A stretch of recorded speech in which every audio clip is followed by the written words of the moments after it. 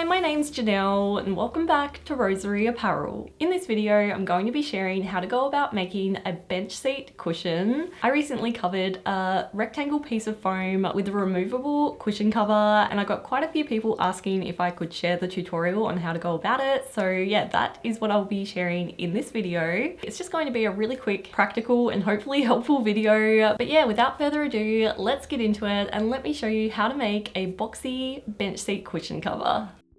First things first, you'll need the piece of foam that you're going to cover. I purchased my foam from a specialty foam store and they were able to cut it to the specific size I needed for the bench seat in my sewing studio. You'll also need your fabric, and lastly you'll need a zip that is the same length as your foam. Mine is about 145 centimeters or 57 inches.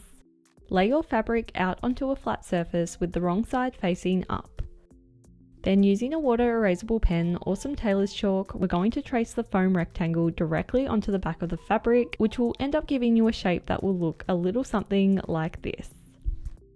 Lay the foam onto the fabric and trace out all of the different sides. You do not need to add any seam allowance to this, as we want the finished cushion cover to fit the foam really snugly. I know this sounds a bit odd and also feels a bit wrong in a way, but I promise the finished cover will still fit your foam. For this project though, I do recommend using a seam allowance that is no bigger than 1 centimeter or around ½ an inch. For the shorter sides, I found it easy to mark them out using a ruler instead of trying to balance the foam up straight. But if you're using a ruler too, just be sure to make them perfectly rectangular. Then once your foam has been marked out, cut the outside outline so that you'll have one continuous piece of fabric that will fully cover your piece of foam. Start by overlocking or zigzag stitching the non-cut out edges. This step will help prevent your fabric from fraying and should therefore hopefully extend the life of your cushion cover. Next, with the right sides together, stitch the corner cut out edges together, making sure to start your stitching at the marked out line like this.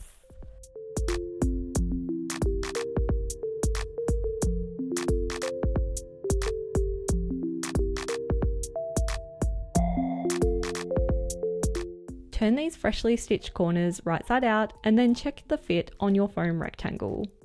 The fabric should fully cover and sit nice and snugly on the foam.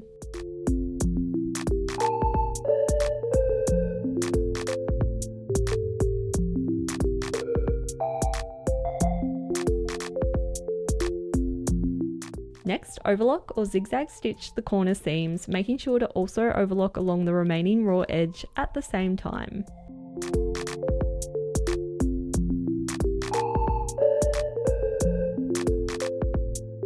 Then, with the right sides facing, place the zip along one of the longer edges of the cover so that the edges line up, being sure to leave no more than 2.5 centimeters or about an inch at each end. The less fabric you leave at the edges, the easier the finished cover will be to put onto your foam. Then pin and stitch the first edge of the zip in place. When you get to the zipper toggle, just simply place your machine needle down, lift up the presser foot, slide the toggle out of the way, and then continue stitching. Next, fold the other edge of the cover and line it up with the remaining zip edge, and then pin and stitch the remaining fabric and zip edges together.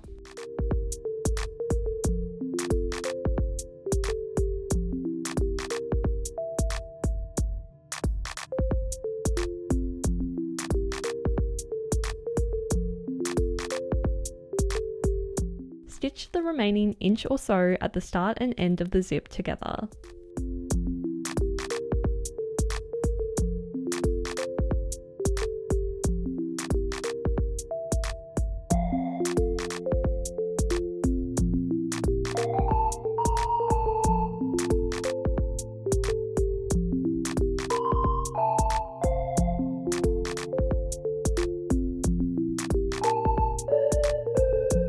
Next, in order to stitch the last two edges together, snip into the seam allowance carefully, approximately 1 centimeter or ½ an inch, being very careful not to accidentally snip any of the seams, and then stitch the remaining edges of the cover together.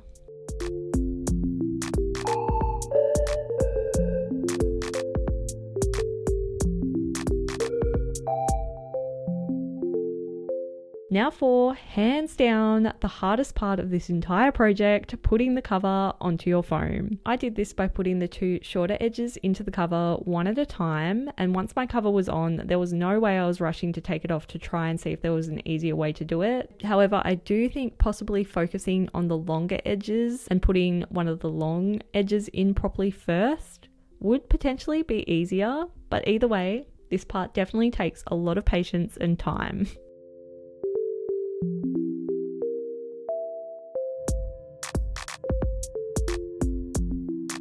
Once the cover is on, pull the zip closed.